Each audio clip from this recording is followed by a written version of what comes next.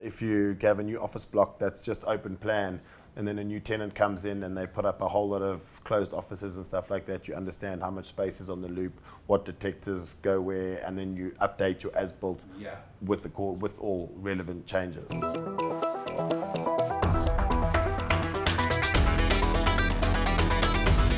Welcome back to Talking Fire.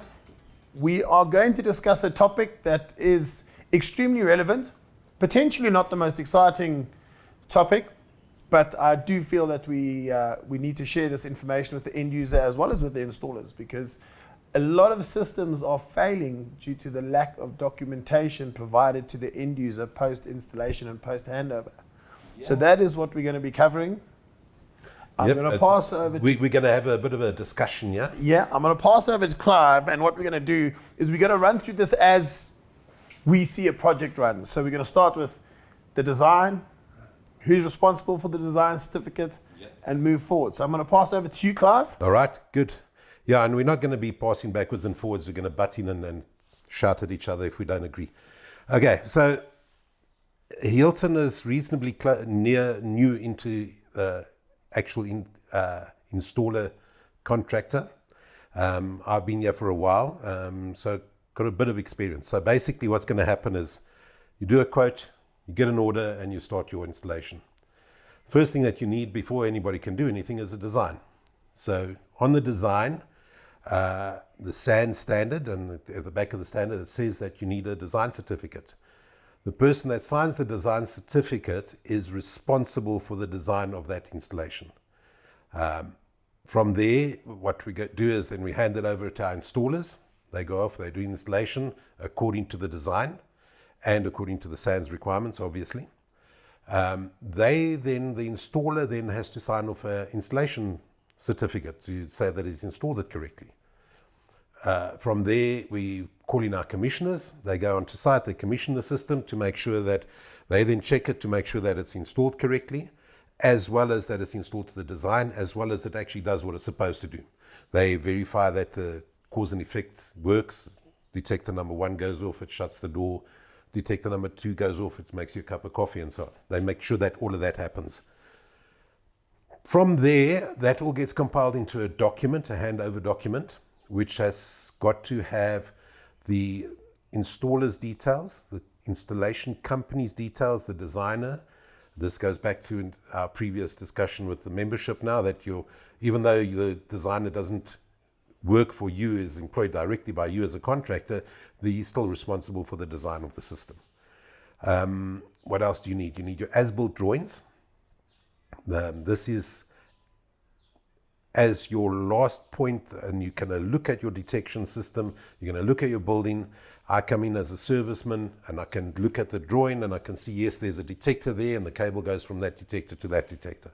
That's what the as-built drawing has to show. I suppose that also, as we were discussing earlier, is also if you have a new office block that's just open plan and then a new tenant comes in and they put up a whole lot of closed offices and stuff like that, you understand how much space is on the loop, what detectors go where, and then you update your as-built with all relevant changes. Yeah, we've had that issue often where there's an installation in and the guy puts in another 3 offices and the detection loop is full and you can't add anything in, and then it becomes a bigger costing exercise at the end of the day. So yeah, you cover all of that. So once we've done the as-built drawings, we got in your manual as well, you need the operator's manual so that the person that's operating the system knows what to do. There's two sides. You got a logbook, and at the panel you have your logbook and an operating instruction, which is normally a little pictogram. Push this button, do this, go and look, see where the fire is. But in your operating manual, there's more detailed operating procedures of the systems, how to look for false alarms, how to reset the panel, and so on. Also, you need your verification certificate and handover certificate. So your verification certificate is to say that it's been tested, it does what it's supposed to do, the client has got what he's paid for, and the handover certificate at the end of the day is, I hand the system over to the client. He acknowledges that it's his system and he's got to maintain it. Just to touch on the acceptance, obviously there's training that needs to happen. Yep. Does that fall under with the acceptance? And the client therefore should have a responsible or several responsible people that operate the detection. Should those people leave, it is the responsibility of the end user to make sure that they get trained accordingly. What happens a lot, and a lot of the companies, they have security companies that are working for them, for instance. So the security officer that's sitting in the control room, he's also now going to operate the fire detection system. And you know, these like say, they turn around like every 6 months, they get a new contractor in to come in, and that is an issue. So whoever's sitting there, and it's got to be, it's actually part of your health and safety requirements that the person knows how to operate that fire detection panel. How often have you been to a site and you say to the guy, where's the fire panel? Firstly of all, he doesn't know where it is. Secondly of all, do you know how to operate this? And he goes, I've got no idea. Nobody's ever even told me there's a fire detection system here, which is a problem because the sirens go off.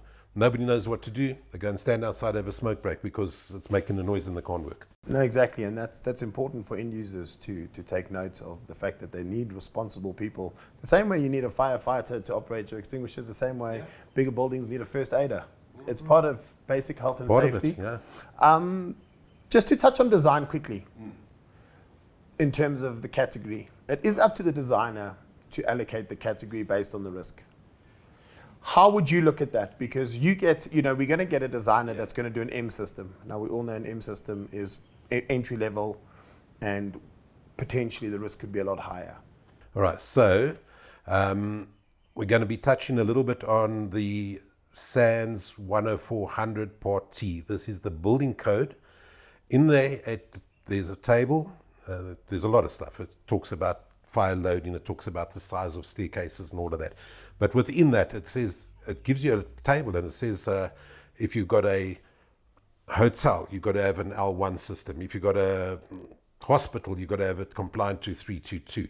It is specified in there. So, the clients always want to have the cheapest available system that's there. But if you've got a hospital, you can't just put in an M system because you need automatic detection. And that is specified within the SANS 10400 Part T. This then ties back to the 10139 and the 322 for hospitals and so on. So they are interlinked and you cannot, you shouldn't, you can do what you want, but you shouldn't be installing a system that's not fit for purpose for what you're going to be doing. Shopping centers, you know that there's a lot of people there that don't know what they're doing. They're just there shopping. If a siren goes off, or do you want to be responsible for people burning to death because they don't know what the siren is and there's not enough detection? Yeah. Just to finalize off, anybody that signs a certificate is held liable should there be a system failure. Should the design not be adequate, should the installation not be adequate, or should the commissioning have not been completed properly, the person that signs that certificate is responsible. They're responsible. If you've done a design and you've said it's a L1 system and it's not, you are responsible for that. It's your problem.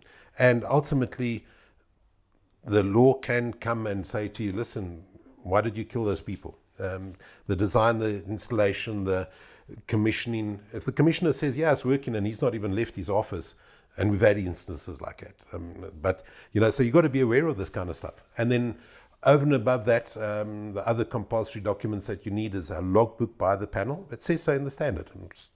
Logbook where you've got a breakdown of what's installed, you've got a breakdown of a record of false alarms so that you can solve the false alarms. There's I think it's standard, it's specified in the standard that you can have 3 false alarms over a year or something. And if you have more than that, it's unacceptable alarms. See what's wrong, fix it. Yeah. We will put an example of a logbook on our LinkedIn page so people can have a look. But thanks for that. I think that's enough information. Anybody that has any further questions, please, once again, contact us. If you feel that you disagree with anything we say, feedback is always welcome. Absolutely, yeah. And it'll be nice to have feedback there. We also know what people are wanting out there.